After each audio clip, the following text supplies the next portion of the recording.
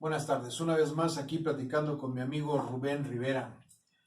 Ahora sí que el compendio de historia de Azcapotzalco y pues contemporánea y de un poquito más antes, porque pues me traes tantos recuerdos y antes de estar al aire hablábamos de muchas cosas, hablábamos de los lugares que frecuentamos las personas que somos un poquito irresponsables como tu servidor, de esos lugares que pues hicieron mucha historia y una época en México. Y particularmente en esta zona pues también tuvimos nuestros centros nocturnos, nuestros lugares de esparcimiento para que no se vea Así tan es. feo. Y después de eso pues quisiera que me mencionaras si hubo aquí, qué hubo. Y quería, ya ves que hemos estado platicando del deporte y todas estas cuestiones e incluso hicimos pues el planteamiento de que tenemos la idea o entre manos el buscar el hacer el Salón de la Fama De de la fama. Azcapotzalco. Sí, pero dentro de todos estos ámbitos deportivos que son muy de esta zona y muy de esta demarcación, pues también quisiera que habláramos un poco de la charrería, porque tenemos y hemos tenido buenos representantes y gente que le ha puesto bien a esto. Por ahí me saludo a Enrique Valencia, a Marco, que por ahí andan, que son charros activos ahorita, aquí en La Rosita. Pero pues arranquemos y ilústrame en esa parte de si teníamos por aquí alguno de esos antros a donde íbamos personas como tu servidor, aquí en Azcapotzalco. Sí, hubo un par de lugares, uno connotado que fue el famoso Pigalito, el Pigalito. Pigalito, pero esto hace ya muchísimos años, estuvo de carácter temporal. Hubo otro en la calzada de Camarones y otro en la calle de Centenario, justamente, o Avenida Escapuzalco, el famoso Pigalito. Después de esto no hemos tenido realmente, por lo menos que yo conozca, no. Hay desde luego alguna que otra cantina conocida, pero lugares como los que acabamos de mencionar, nada más hubo dos. Hubo dos. ¿Y eso más o menos en qué año fue, mi hermano? Eh, Fue por los 60 más o menos. Los 60. Por los 60. Ahora sí que recién nacido tu Así, servidor. así es. Y yo apenas empezaba y aquí ya las cosas estaban en su apogeo. Así es, efectivamente. Entonces hubo dos. Dos. Estos habrá que hacer alguna investigación o algo para saber qué pasó ahí, porque hubo mucho cambio. Y hablábamos también de esta transformación en nuestra Ciudad de México. Claro. De cómo se ha ido pues, cambiando todo, ¿no? Y de una manera pues tan rápida, ¿no? O sea, hablábamos el otro día de cómo ahí lo que es Parque Vía, pues tenemos la arbolada de los dos lados del camino y había alfalfares cuando yo llegué aquí. Sí, como no. Ahí particularmente por la zona donde está el metro Aquiles Cerdán actualmente. Lo que eran las trancas ahora Nueva Tesosomo, pues todos eran alfalfares. Sí, por supuesto que sí, ahí donde se encuentran las trancas, que por sobre todo está prácticamente poblado. Ajá. Poblado, fue aproximadamente antes de la época de Echeverría, justamente. Antes de la época de Echeverría, donde empezó a poblarse las trancas, en donde había un amigo que vendía billetes de lotería y que él fue quien empezó a promover la población en ese lugar. Todo eso el día de hoy, por las calles son angostas, los lotes pequeños, pero finalmente obtuvieron lo que querían. Esa colonia y algunas aledañas pegadas a Zamotihuaca, ¿verdad? Ya es por tradición, pero se pobló demasiado rápido. Sí. Hoy, pues ya no hay espacios, no hay terrenos. Sí, no, ya todo está muy cambiado. Totalmente. Yo recién llegado allí, particularmente en esa que ahora es como una cuchilla donde está el metro, casi en la mera esquina de Tesosomoc y ahora Parque Vía, pues había unas barras así de concreto que detenían unas placas y era como la callecita para entrar. Esa calle te llevaba hacia San Juan lo que ahora es Totonacas, creo, no sé cómo se llama ahí para entrar a las trancas. En la media esquina, casi en la esquina, había unos chiqueros que eran de Don Román Vargas. Don Román Vargas, sí. Don Román ahí Don Román, conocido. que se distinguió por tener sus famosos toreos de pulque. Así es, Don porque Román más adelantito sobre esa misma calle estaba el don José el Niño, que traía su pantalón de peto y tenía ahí por donde estaba el primer hidrante cuando empezaron a urbanizar esa zona. Sí. Todo eso me tocó todavía alcanzar a ver. Sí, famoso Don Román, Don Melquiades. Don Melquiades. Don Melquiades, efectivamente. Y los Rocha, que eran los que tenían los lugares de esparcimiento donde se expendía el pulque. Así es. El pulque, los famosos toreos. Efectivamente. Bueno, pues todo eso se acabó. Ahí donde vendía pulque don José el Niño, sobre esa calle, ahora ya hay hasta una unidad habitacional, creo, y ahí cómo han proliferado esas cosas aquí. Lamentablemente, Así es. acabaron con la identidad del pueblo de Azcapotzalco. Es algo que tocábamos el otro día, ¿no? Arrancarnos la identidad, quitarnos nuestras fiestas patronales y cambiar todo. Que son tan importantes y que deben volver necesariamente, pero depende de todos los ciudadanos de Azcapotzalco, de nosotros mismos. Eso no puede desaparecer. Simple y sencillamente son tradiciones y son parte de la cultura del pueblo de Azcapotzalco. Eso debe prevalecer, debe volver a retomarse, debe mantenerse con todo absolutamente como se hacía antes en esas famosas fiestas, que había eventos deportivos, carreras ciclistas, peleas de box, lucha libre, y que parte de esto también obedecía a don Tomás Savira, que era un precursor. Don Tomás Savira, que vino de Guerrero, de la ciudad de Alarcón, Guerrero, y que vino a sentarse en Azcapotzalco y a promover el deporte. Él, independientemente de todo, promovía el deporte en lo que es la Casa de la Cultura, en la planta baja.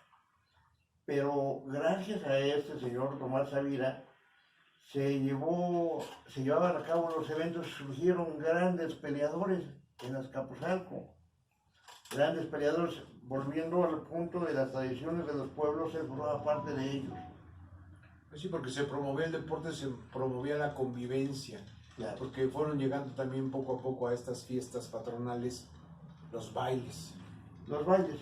Porque en algunos eran ya como hasta, digamos, emblemáticos, no me digas, comentábamos la vez anterior de San Martín Xochinahuac. Oh sí, cómo no. Pero ya después empezó a ver los bailes. En San Juan Tlihuaca todavía me tocó llegar a ir a algunos que cerraban la calle y ahí todos éramos la fiesta. En cada uno de los pueblos llegaba el momento de la celebración culminante, que eran justamente los bailes de los pueblos, en donde había una enorme concentración, un enorme entusiasmo. Por eso insisto que eso debe volver, no debe perderse. Es importante para la identidad de los pueblos, sobre todo de los pueblos de Azcapotzalco. Así es. San Martín, San Sebastián, Santa María, San Lucas, Santa Bárbara, San Andrés. En San Andrés se llevaban a cabo los eventos, pero además allí había un señor que era director de una orquesta, la orquesta de Felipe Besares, un señor que era de profesión peluquero, pero además era músico y tenía una excelente orquesta, y esa orquesta participaba y alternaba con Amor Ceballos, con muchas de las orquestas famosas deja pedir a producción de aquel tiempo. Sí. Esa orquesta que lamentablemente desapareció porque las condiciones económicas ya no se daban para sostener a las orquestas. Sí, fue mermando y fueron cambiando las cosas. Vamos a ponerle aquí un espacio al patrocinio. Volvemos. Antes del corte estábamos todavía en esta parte de la identidad y de estas cuestiones que pues se han ido transformando, pero tenemos arraigo por muchas cosas, ¿no? Y pues entre ellas mencionábamos al principio de este video esta parte de la charrería, porque pues hemos tenido dignos representantes y tenemos pues todavía algunas cuadras de caballos aquí en este sector de Azcapotzalco, particularmente a los alrededores del centro de Azcapotzalco, no sé, en San Mateo, en Puente de Guerra, por ahí todavía es donde tienen caballos, y particularmente en La Rosita. Sí, bueno, las cuadras de caballos, entre ellas una de las más famosas, la de la familia de los Petrone, de Amadeo Petrone, de Ulises Petrone. Ellos, independientemente de sus cuadras, tenían o tienen seguramente caballos de pura sangre. Y la charrería, bueno, pues se extiende en muchas partes de Azcapotzalco. La Asociación de Charros de Azcapotzalco cumple próximamente 80 años. Ya en enero que viene. Pues. Exactamente, en enero cumple 80 años la Asociación José Becerril. Gente ampliamente reconocida en Azcapotzalco y desde luego los que han participado en ella como Marino Rocha, como Enrique Tello de Meneses y Peña, que fue 2 o 3 ocasiones presidente de la asociación, desde luego del Pepe Valdés, que también fue presidente de la asociación, de Otilio Barrera, que por cierto fue en algunas ocasiones campeón del salto de la muerte a nivel nacional, y las grandes competencias que se daban entre la Asociación de Charros de Azcapotzalco y la Asociación de Charros de la Viga. De la Villa, ¿no? De la Viga. ¿De la Viga? De la Viga, sí. Ah. Los charros de la Viga, que pues la verdad eran muy buenos. Esas competencias que se daban eran competencias muy cerradas. Y también así mismo la Asociación de Charros de la Villa. Es decir, la charrería en Azcapotzalco no es nueva, se mantiene afortunadamente. Sí. Forma parte de este entorno y por ahí hay una historia que quizá podríamos abundar en un momento dado de cómo se da la situación de la construcción del lienzo del charro del hormiguero. En un convenio con la propia autoridad de Azcapotzalco. Sería importantísimo que fuéramos abordando este tema, porque la charrería en Azcapotzalco es tradición. Es tradición y es identidad de alguna forma u otra, claro, en alguna medida, porque son cosas que hemos comentado ya en algunas ocasiones aquí, ¿no? Que debemos preservar y luchar para que no se pierdan, no se vayan al olvido, porque no es correcto. No, claro que no. Repito que la autoridad debe tomar ya cartas en el asunto para poder retomar todo esto, esta tradición, apoyar a la propia asociación si es posible, así como retomando un poquito las fiestas tradicionales de los pueblos y barrios de Azcapotzalco. Es importante que la autoridad se interese mucho para rescatar. Sí, para rescatar y en algunos casos preservar, pero que tenga una parte activa dentro, claro, de, porque no somos ajenos a, yo creo que somos parte de. Aquí en Azcapotzalco ha habido gente muy participativa en la charrería. Yo recuerdo perfectamente a la familia Barrera de Santo Tomás, desde don Otilio Barrera, después Otilio Barrera hijo, Carlos Barrera, Rubén Barrera, y bueno, una importantísima cantidad, sin dejar de mencionar al abuelo del doctor Rojas, del famoso Zacatito, y el abuelo, el hijo, y tanta gente que ha participado en la charrería, repito, don Marino Rocha, que son de las familias de los charros de Azcapotzalco, los Vera, que también se me estaba pasando por alto, tanta gente tan interesada en mantener esa actividad con sus adelitas, sus festejos importantes. En fin, yo creo que es importante definitivamente, válgame la redundancia, que se rescate toda esta actividad para bien de Azcapotzalco y de sus tradiciones de Azcapotzalco. Sí, preservar nuestra historia y escribir nueva historia. Claro. Porque pues ya antes incluso en algún momento habíamos hablado y viste por ahí algunos carteles que tengo de los 40, 41, 46, de las corridas de toros que se hacían aquí. Así es. Y particularmente en ese lugar, ¿no? En ese predio. Y todo esto, pues, ¿dónde está? Creo que la última que se llevó a cabo fue con la participación de Jorge de Jesús del Gliso y de el hijo del famoso Tyson de Peralvillo, otro muchacho de Monterrey. Es de las que yo recuerdo de las últimas. Claro que se llevaron a cabo aquí corridas de toros importantísimas. Así es. Y yo creo que esto debe seguirse conservando. La gente está ávida de esas actividades sanas, de esas actividades que nos ayudan en mucho a este lugar de las Y a capitales. la convivencia. A la convivencia fundamentalmente. Derivado de estas festividades y de estas acciones culturales y deportivas, aunque sé que ahorita, por ejemplo, lo que es la fiesta taurina pues está bajo la lupa, pues nos daban el pretexto perfecto para convivir y conocer a nuestros vecinos y tener tratos, pues ahora sí que ciudadanos correctos, ¿no?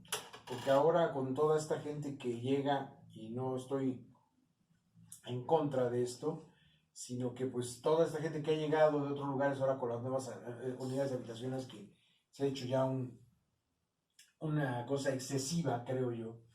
O sea, yo no estoy en contra de que haya casa, ¿sí? Yo creo que todos necesitamos casa, habitación.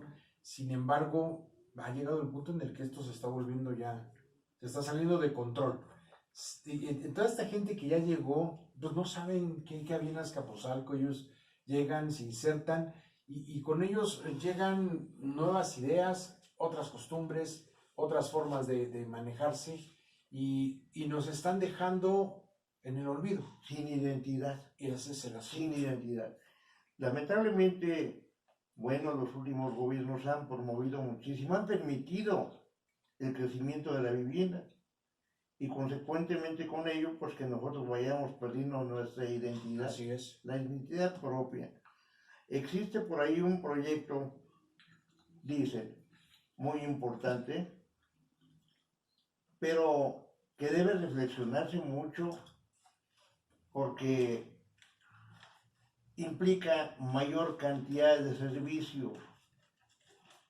Independientemente de que venga gente de fuera, que efectivamente pues, no está prohibido para nadie, pero la gran cantidad de servicios que están en riesgo, el agua, la luz, la telefonía, el tránsito vehicular, El drenaje, compadre. el drenaje, efectivamente. El estacionamiento. Todo esto, o sea, las debe- redes eléctricas. O sea, Debe llevarse a cabo un verdadero estudio y que se combine a la ciudadanía de Azcapotzalco para que opine sí, en cuanto para a que eso, participe. para del- que participe del justamente.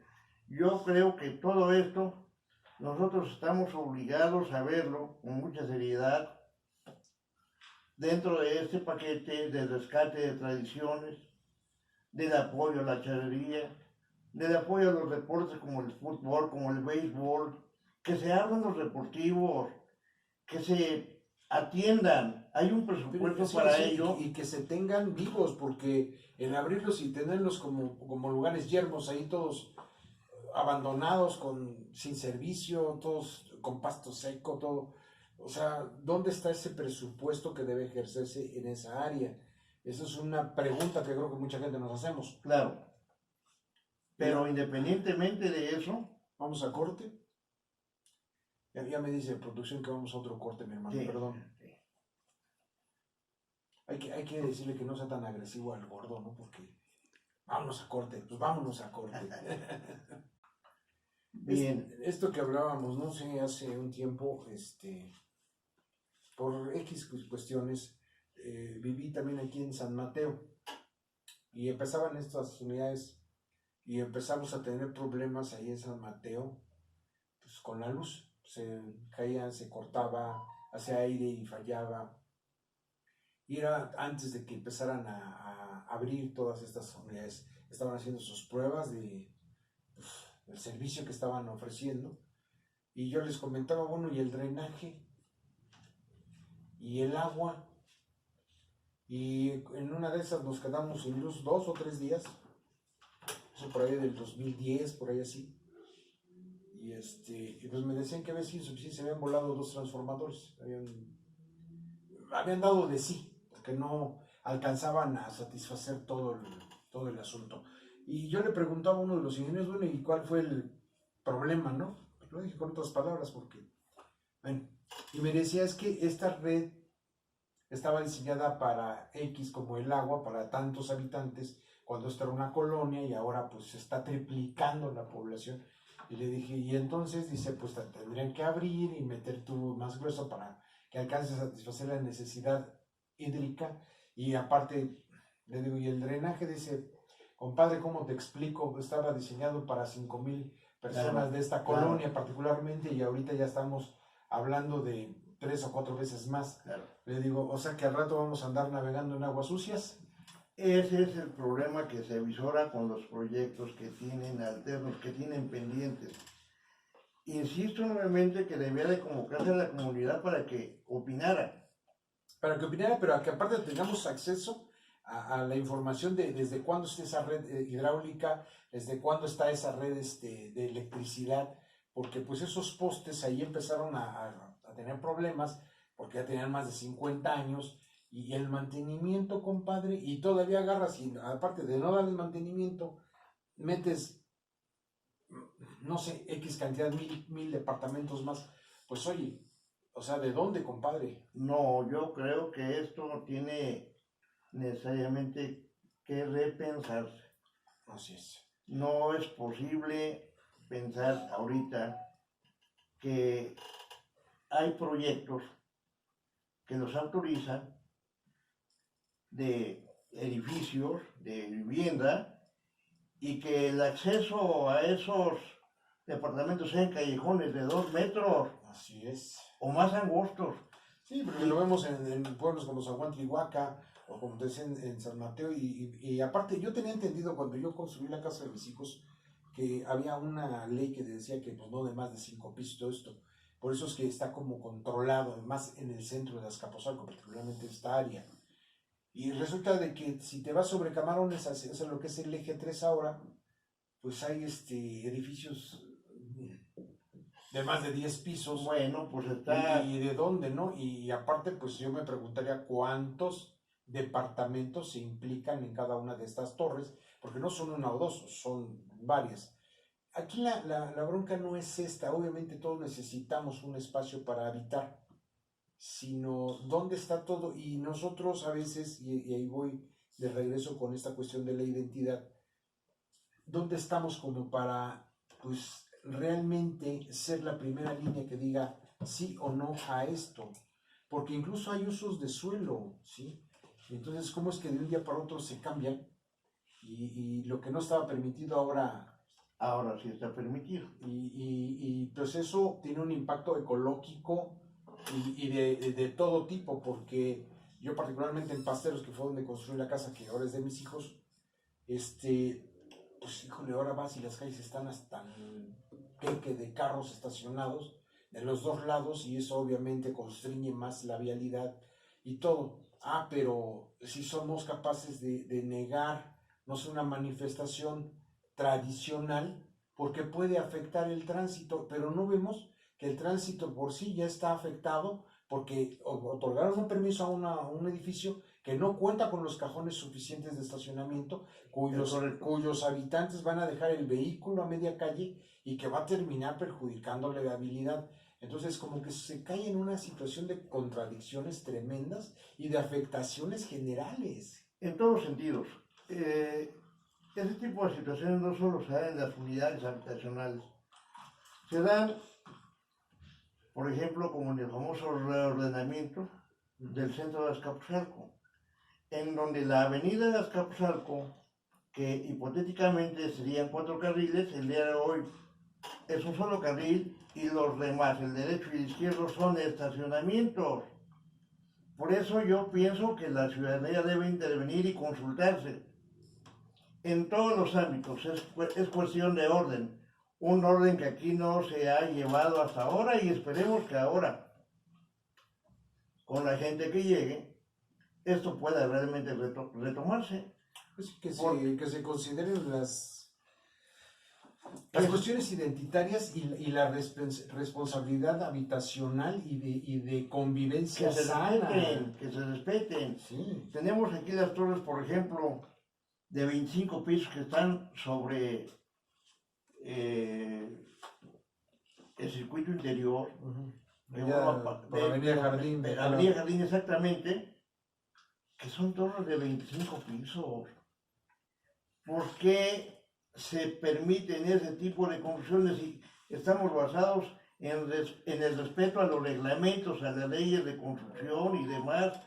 Yo creo que en todo eso también es responsabilidad nuestra y de que la autoridad De los nos ciudadanos. nos diga, por supuesto, porque tenemos derecho a saber, pero también tenemos que participar. Creo que tenemos la obligación de participar y velar por nuestros intereses Claro. territoriales y sociales. Claro, yo creo que todo esto tiene que retomarse y exigir realmente que se nos informe, porque hablábamos de las fiestas tradicionales de pueblos y barrios, y no es posible que estas se vayan extinguiendo. Hablábamos de la charrería, del deporte en su conjunto, de las nuevas construcciones de los edificios. En todo eso nosotros debemos estar inmersos. Esta es nuestra casa y como consecuencia de que esta es nuestra casa, tenemos que velar porque esta casa se mantenga en orden y que esté limpia. Así es. Yo creo que tenemos una enorme responsabilidad junto con los demás vecinos de Azcapotzalco, que ojalá de veras tomen la decisión para que esto vaya depurándose. Ojalá. Pues sí, porque es nuestro Azcapotzalco y yo creo que podemos estar mejor, sí, pero sin en un momento dado Debemos estar mejor. dañar la identidad. Claro. Y yo creo que este asunto es de un compromiso generalizado y de una situación de arraigo y de apropiación. Apropiación no nada más de vivo ahí, sino este es mi Azcapotzalco y mi Azcapotzalco merece estar bien. No, ¿Es nuestra casa? No de que, híjole, pues tiro ahí la colilla, dejo la bolsita, al rato ya es intransitable la calle por X o Y razones, pero lo que nos da identidad, pues eso ya está en el olvido porque nos puede afectar, pero entonces la identidad y el origen, el arraigo y la pertenencia nos afecta, pero no nos afectan este tipo de, pues, ¿cómo decirte? Invasión de espacios públicos, porque ahora resulta de que pues está tapizado de coches estacionados, lo que antes era una avenida. Así es, efectivamente. Como señalé hace un momento, la avenida Azcapotzalco o la calle Jerusalén. Yo me pregunto muchas veces, ¿cuándo se llevó a cabo la consulta? ¿Quiénes fueron los que opinaron a favor? ¿Nosotros somos ajenos? No, esta es nuestra casa. Y nos debe interesar a todos nosotros. Esto tiene necesariamente que cambiar. Ya no cabemos. Ya no hay espacio. Sí, y es que independientemente del espacio, tendremos que considerar la situación de los servicios y de manera consciente. Fundamentalmente. O sea, a ver, ¿tú crees que esta red eléctrica alcanza para 50,000 gentes o estaba diseñada para 5,000? Entonces, ¿cómo quieres hacer eso? O sea, no hay presupuesto para darle mantenimiento, pero sí va a haber presupuesto para cambiarla para que tenga la capacidad. Efectivamente. Es una muy buena observación. Y luego, como decía, hasta el drenaje, como se lo dije yo al ingeniero en esa ocasión, que me guardo el nombre de él porque sí me dijo, pues es que Pepe, o sea, le digo, imagínate, al rato vamos a andar aquí con una chalupa en aguas negras porque pues va a llegar el punto en el que, pues oye, en un departamento vive una familia y vamos a poner que el drenaje era para 50 familias, poner un ejemplo muy mínimo, y resulta de que metes 200, pues, ¿qué va a pasar? Que se va a saturar eso y ¿a dónde va a dar? Y sin necesidad de llegar a ese extremo, tenemos la experiencia de lo que acaba de ocurrir en la avenida Azcapotzalco. Se inundaron los comercios, la gente sacando el agua con los comercios, de los comercios. Eso no es posible. Las cosas tienen que hacerse bien pensadas, mejor planeadas, con mucha sensatez, Con gente profesional. con mucha responsabilidad, con gente profesional. Estoy de acuerdo con esa observación. Eso definitivamente tenemos que actuar todos en conjunto. Esta es nuestra De casa, forma repito. responsable y consciente. Correcto. No estamos negados ni estamos peleados con el progreso de ninguna manera. Claro que no. Pero yo creo que el progreso, no echar a perder lo que hay. Y mira, ya se acabó el tiempo, nos vamos para la próxima semana y esperemos, pues continuar hablando de cosas menos ríspidas. Bueno, no, yo creo que no hay tanta rispidez, definitivamente eso es nuestra casa Y tenemos que y cuidarla. tenemos que defenderla. Así es, y tenerla bien, Claro, porque eso es cultura, eso es identidad. por supuesto que sí. Y nosotros en Azcapotzalco vamos a luchar por lo que amamos. Y Azcapotzalco tiene cultura, Así. y mucha cultura y Y mucha una tradición. identidad propia que tenemos que poner con nuestras tradiciones en la primera línea, Claro, atrás de banqueta y enfrente de todos. perfecto. Nos estamos viendo en Montamella la próxima semana. Muchas gracias.